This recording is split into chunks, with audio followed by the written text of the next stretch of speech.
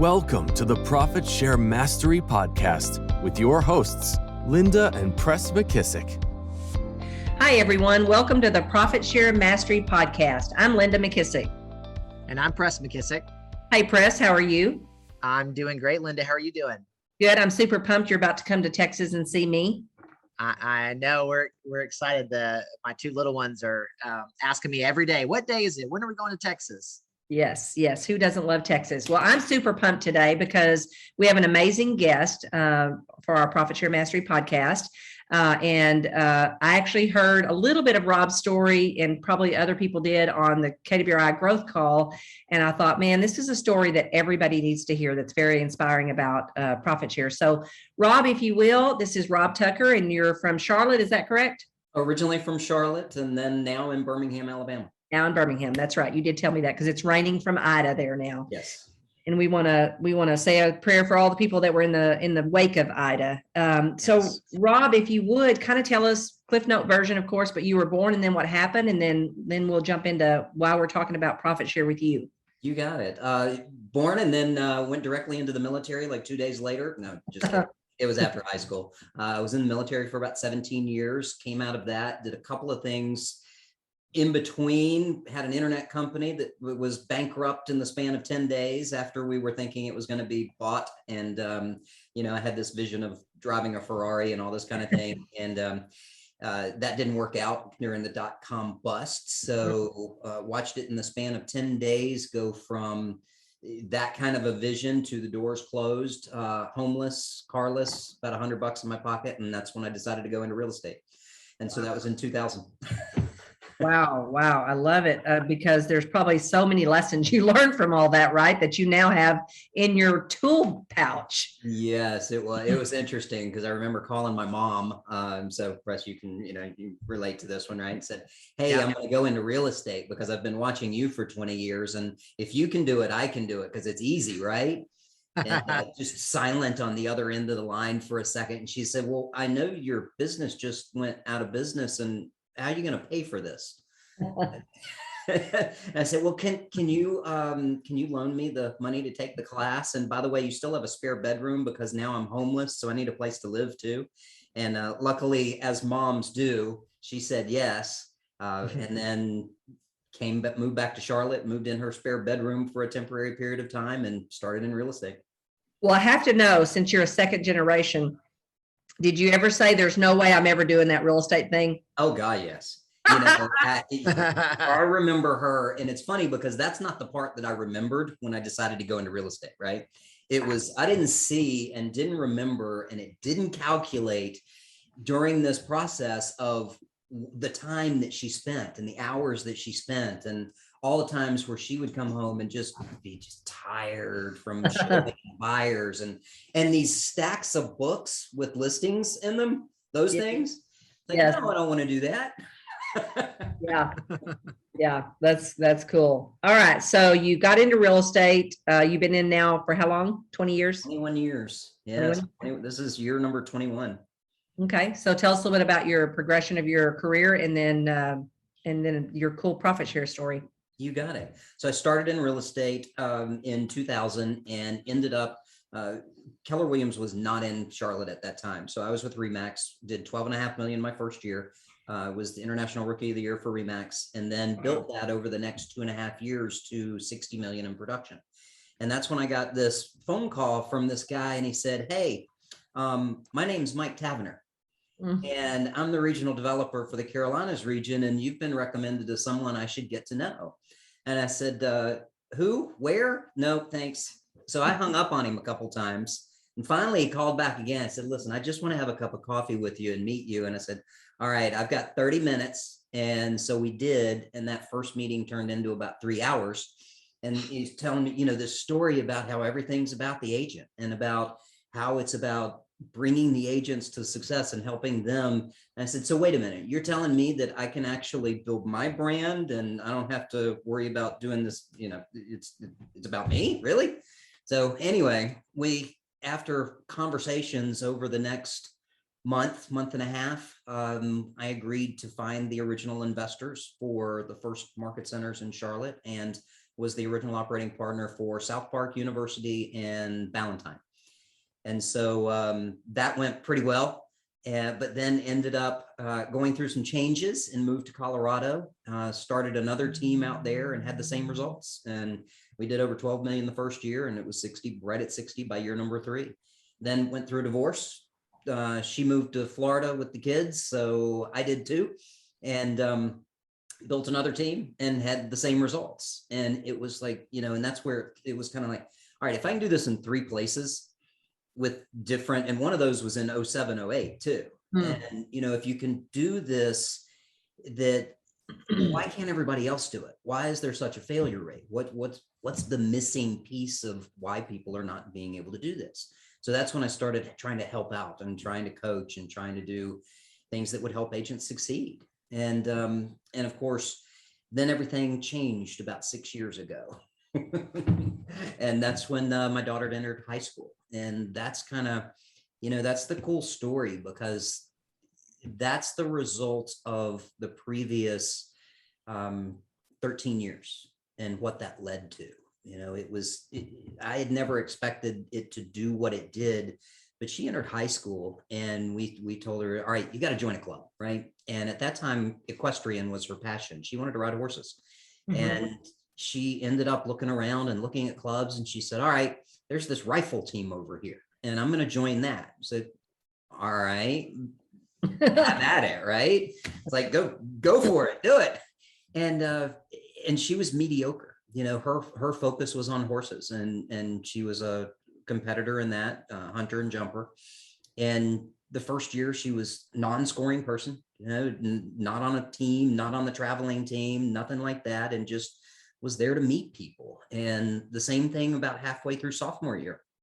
And it was just about meeting people. And then all of a sudden, things changed a little bit, because about February of sophomore year, you have 15, 16-year-old girls. And for those who have had 15 or 16-year-old girls or have been one, y'all are mean at that age. You sure don't want to give one of us a gun. No, but it's interesting because 2 of the girls ended up giving her on her team, gave her a hard time. And they said, Mary, you ought to just quit. You're never going to do anything. You just quit, because you're just wasting time and all that. And she came to us after school and said, Dad, will you build a range in your warehouse? And I looked at her and I said, a range for what? And she said, because I want to practice. Oh, you want to practice rifle? How do I do that? And at this time, it was all just air rifle, right? So it wasn't, it wasn't real bullets or anything. It was pellets. And so went online and we found out the way to do it. We ended up building a range in the warehouse. It was the right distance to do it. And for the next 30 days, for 2 hours a day, every day after school, she was up there practicing. Wow. And in 30 days, she came back and she was number 1 on her high school team. 30 days later. And 30 days. 30 days. 30 days. Wow. And it was interesting too, because, and this is that real estate piece of this coming too. She didn't go in there and just pull a trigger, right? She would practice her balance, and she would practice her breathing, and she would practice the fundamentals, kind of like when we tell real estate agents, hey, practice your scripts and dialogues and role play. That's what she did. But then 30 days after that, she ended up winning the state championships. And that's where she met a coach that had been to the Olympics twice, one of them Atlanta, and then the one after that. And so she found a coach that started telling her about kind of the bigger picture of what she could do with this. And then 30 days after that, she ended up going to the nationals, and it was her first ever national match, her first ever standing 40-shot air rifle match. And in day 1, she was in 5th place, and it's a 2-day match. What's cool about that is that, she didn't know any better, right? She didn't have those limiting beliefs of what she could do. And in 6th place on day 1 was the then current Olympic gold medalist from Rio. Wow. So it was an eye-opening experience. And then day 2, a little dose of reality set in, and she didn't do quite as well, but she still ended up winning her division and finishing 15th, I think. But she came after that and said, Dad, I want to shoot in college. You want to do what? It was, huh? You can shoot in college? Are you serious? Yeah, they have Division I rifle teams in college, and you can actually get a scholarship. Oh, well, wait a minute. Tell me more about that. Got my attention. Yeah, you can get a scholarship for shooting. All right, let's do that. Well, she said it comes with a couple of caveats, though. All right, here we go. She said, we have to travel for the next 2 months during summer because this was in June. So we have to be gone for the rest of June, all of July, and the rest of August until I start back to school. I said, why? Because I need to travel and there are national matches we need to go to. And there are courses that we need to go to. And oh, by the way, I need all new equipment because this one's not going to be good enough. Oh my goodness. At this point, we had a borrowed rifle, right? We had the cheapest, inexpensive shooting gear jacket that she could have that was like $250. And she said, well, I need a rifle that's going to fit me. And Mary's little. She's only about 5'2", and she's just little, right? And so a lot of these rifles are heavy and they're big. Mm-hmm. And she found one. She said, I found one that fits. Okay. Well, let's get one. Great. It's right here. And I looked it up and it's, Mary, this is $5,000 for an air rifle. Really? Oh, yeah. I need that. And also need all the pellets. And we need to go and test the pellets to make sure it matches the air. What are you talking about? Right. And it just kept piling up. And she said, oh, by the way, I'm not going to be able to get a college scholarship unless I start shooting 22, which is small bore. Okay, well, what's that take? Well, I've got to go to the course, but I need to try a couple of rifles first. So we ended up buying 2 rifles. The first one was way too big. The second one was way too big. And then she found out about this one that was very similar to her air rifle. Dad, I found it. I said, okay, great. And she showed me a picture and it's this red rifle and it's really neat looking. And she said, okay, we need to get that. I said, okay, great, let's do it. And I looked that one up and it's $10,000 for the base rifle. She said, oh, by the way, it needs 3 sets of cheek pads, buttstocks, sights, risers, and all. Well, how much is that? It's probably another $10,000. So we ended up spending $20,000 on this rifle.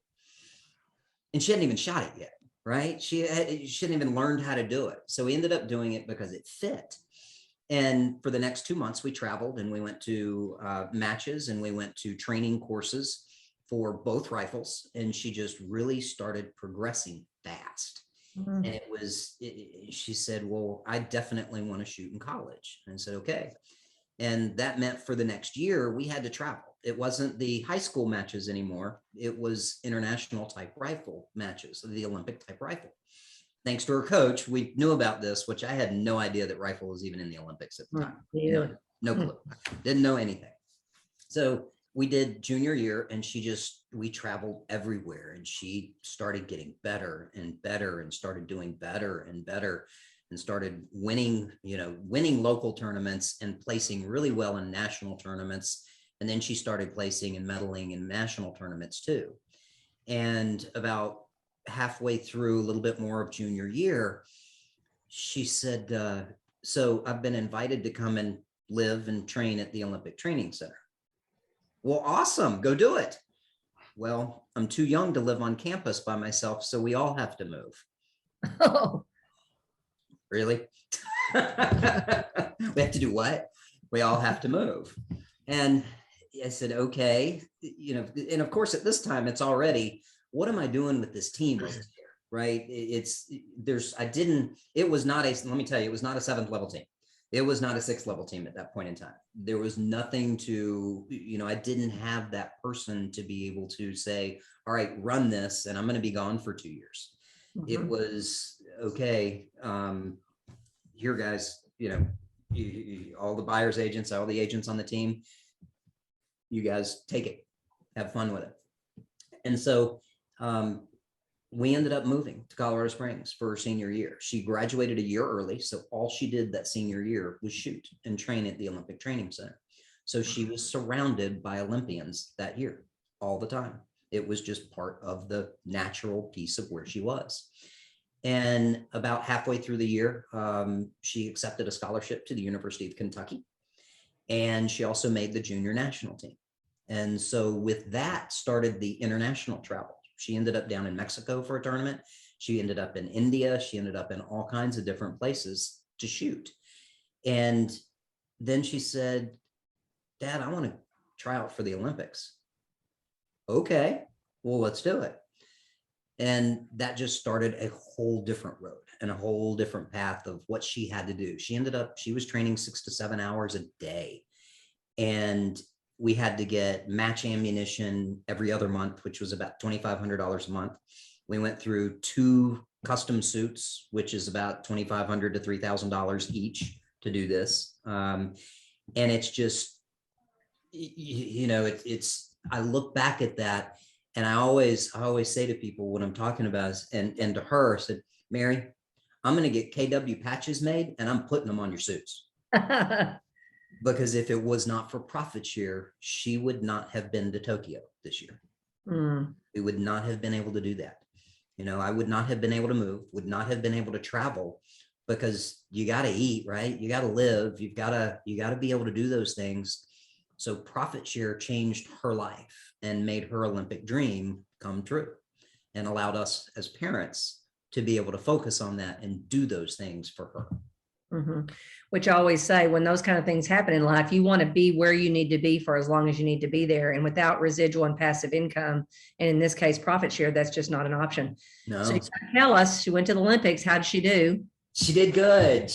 We'll go back to the story too, because it's kind of interesting right now with all of the COVID stuff, right? So we're sitting there, and a year and a half ago, she ended up, almost 2 years ago now, it was December of 2019. They had the Olympic trials, and they had gone through the first 2 trials for both air rifle and small bore.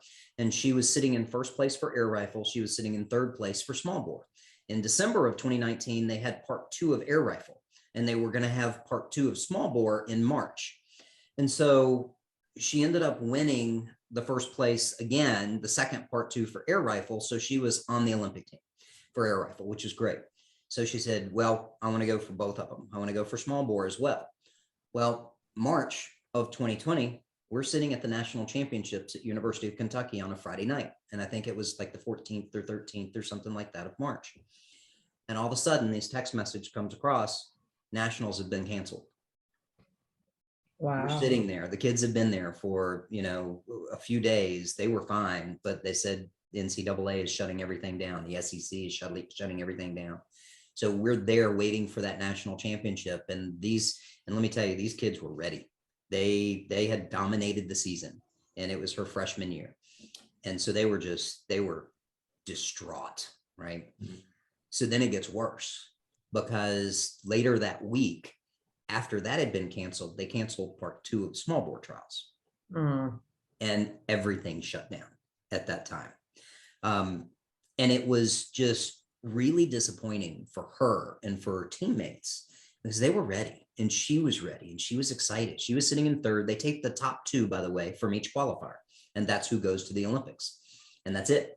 So she won the air rifle, but she had to wait an entire year before they found a way to have part 2 of the small bore.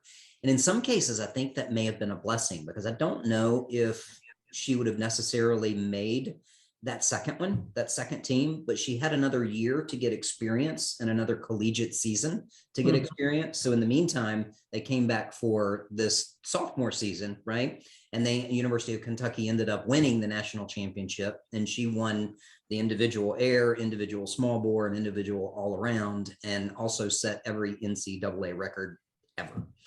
So she was on fire. And they had the part 2 of the small bore trials, and she ended up going from third to winning it, and ended up qualifying first in both the rifles, which has never been done by any US person. And there were only 5 in the world, I believe, that qualified and shot both at the Olympics. Wow. So pretty impressive. Wow. So fast forward to the Olympics, of course, and she gets in her first match, and it's, she turned 20 there, by the way. She turned 20 on July 20th, and her first match was the 26th. And so that was an air, and air rifle is the first medal given at the Olympics every year. I don't know if anybody knows that, but no, did not know. it's usually given on the day of the opening ceremonies. And so nobody knows it. Like, all right, but it's the first gold medal given is women's air rifle. And she was favored because she was ranked #1 in the world. And so she went in and she made the finals, which is they take the top 8 from the qualifier, put them in the finals. And she ended up in 6th place in air rifle, which for, just to make it to the Olympics is amazing, but to make the finals and then 6th place in your very first one, great.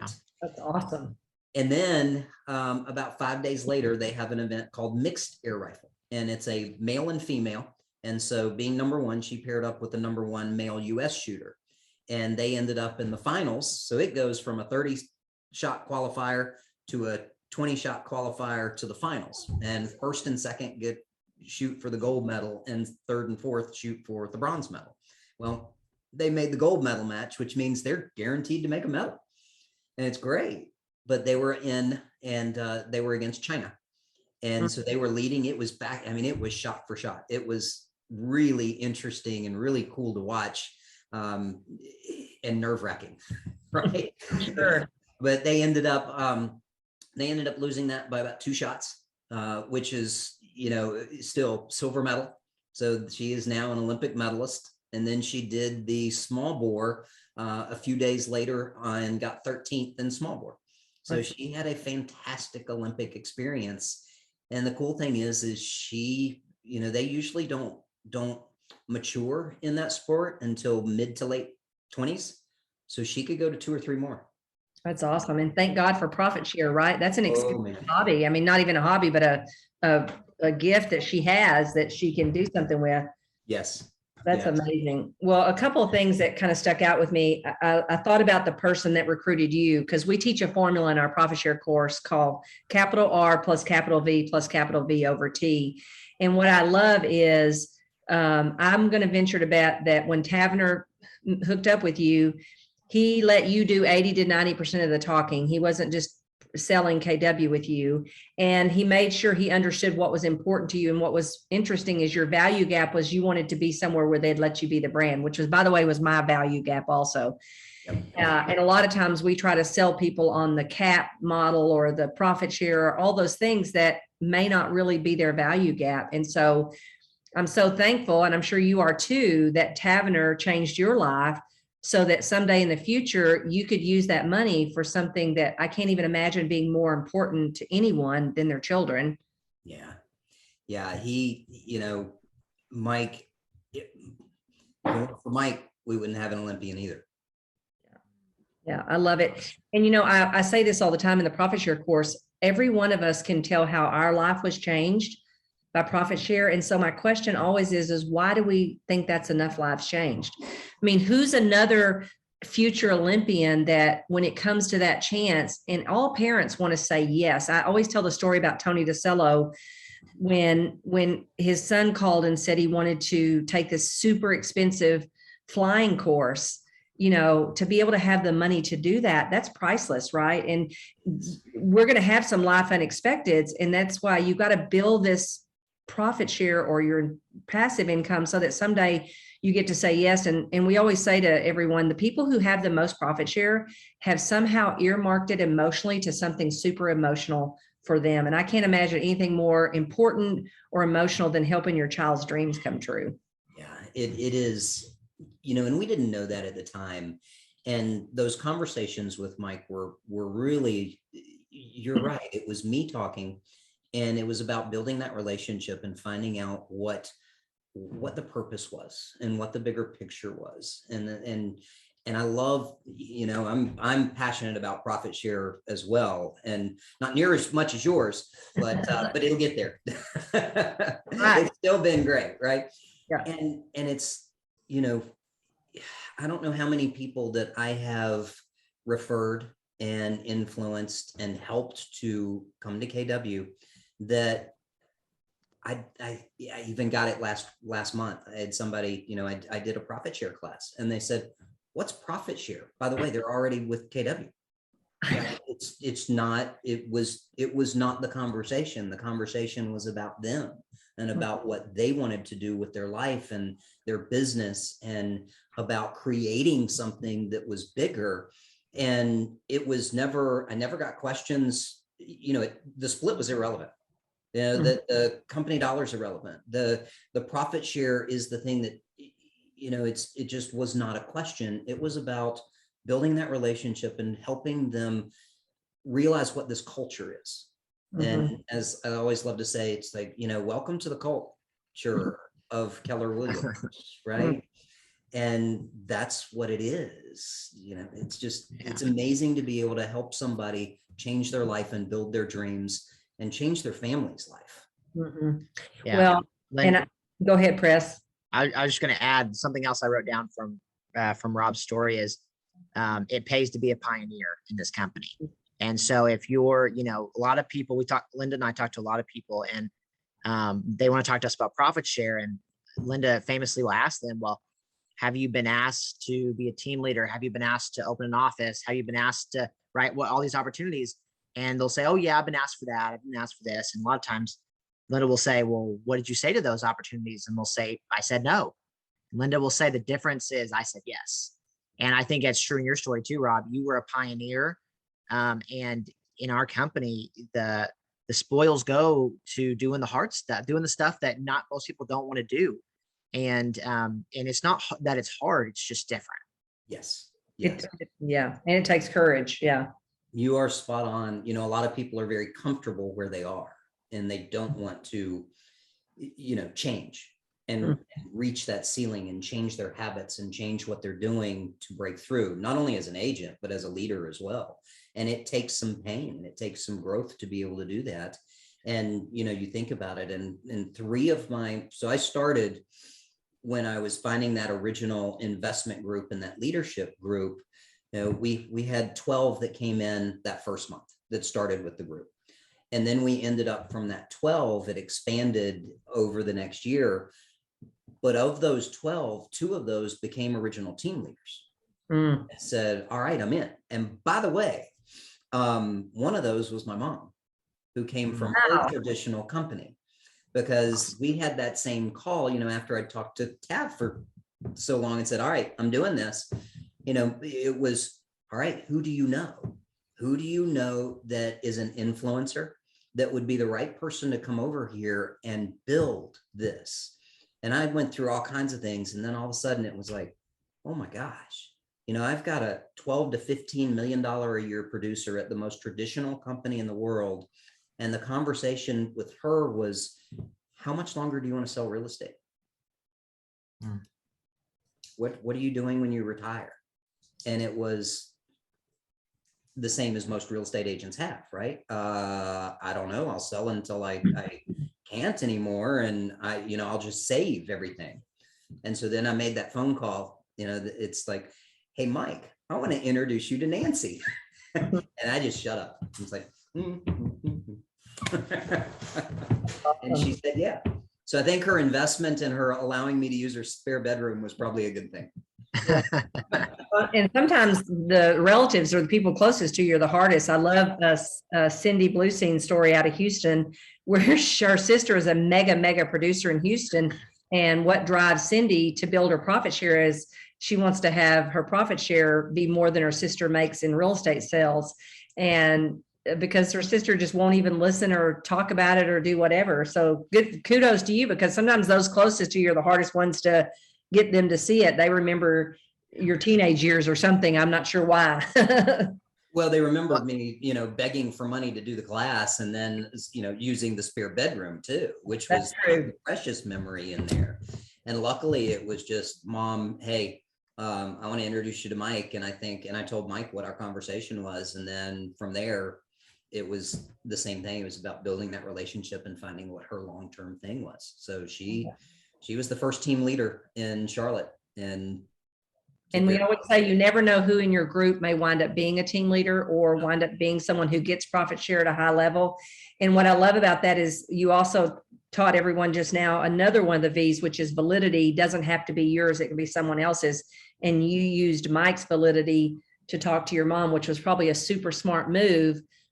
Because he probably had the most validity to do that. And that was smart of you to do that. So you had the relationship since birth but you opened the door and used his validity to do that. So good for you. It changed her life and your life.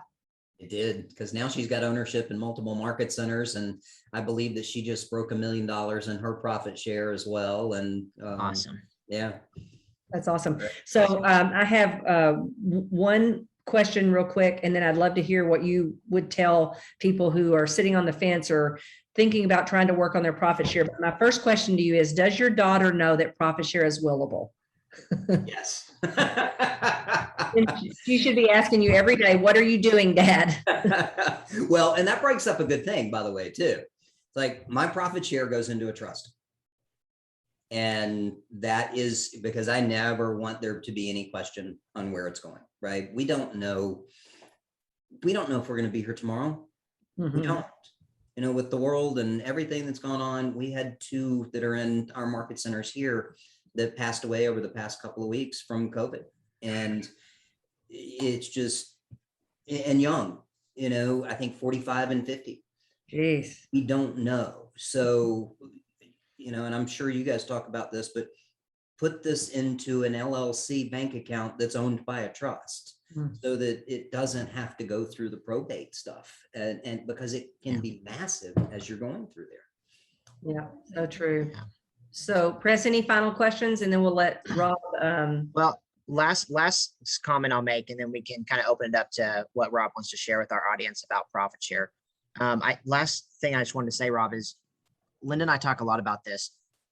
A lot of people think it's you either build your profit share or you build your business. And what I love about your story is you did both. In fact, you did both multiple times. You went to a new area and did both on 2 or 3 different occasions. So I just think it's a beautiful reminder that it is an and conversation, not an either or. It absolutely is. You know, you think if no one's selling houses, then there is no profit share. If no one's concentrating on their business, there's no profit share.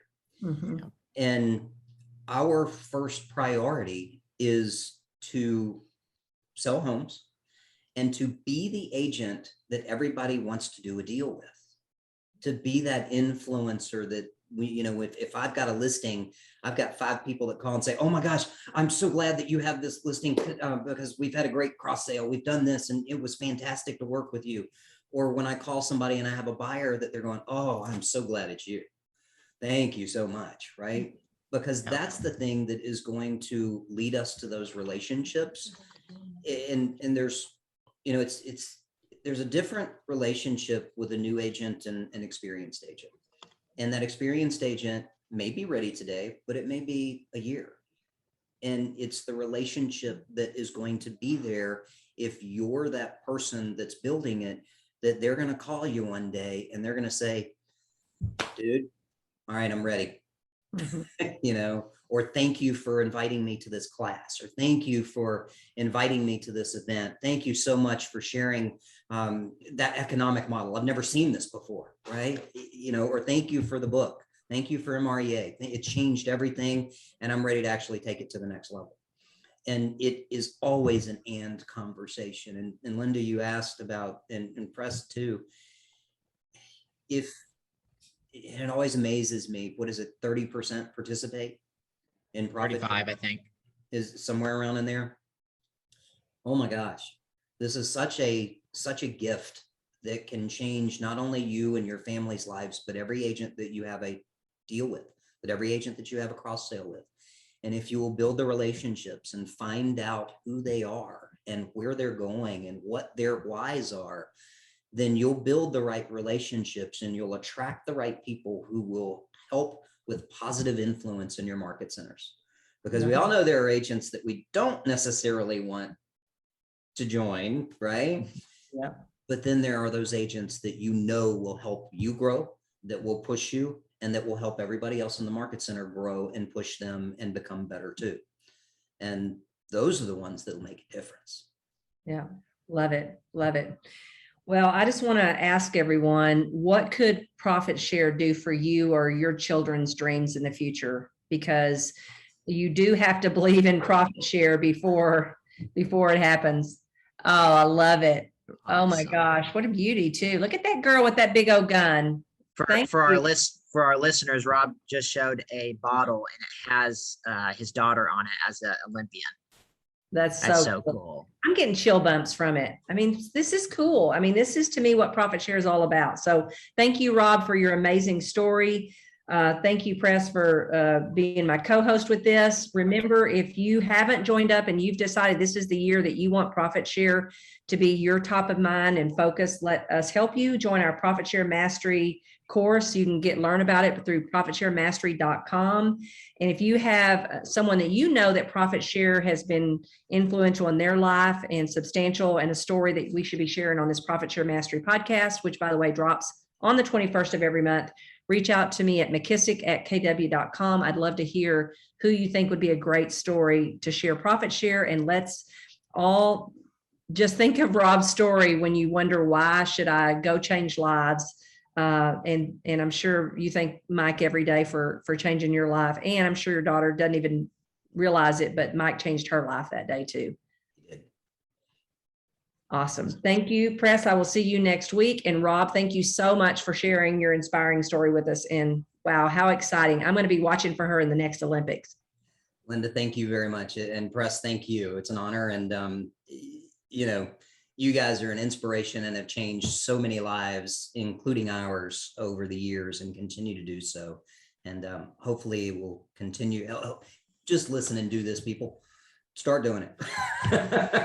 Enough. Easy enough. Thank you, Rob. Have a great day. Thank you, Press. Thanks, Linda. Thanks, Press. See ya.